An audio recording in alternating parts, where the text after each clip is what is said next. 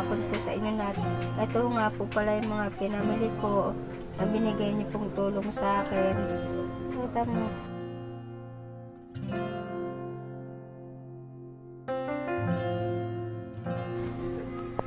Ayan po yung mga binigay niyo pong pera sa akin. Maraming salamat po ulit. And more blessings to come. God bless po sa inyo lahat.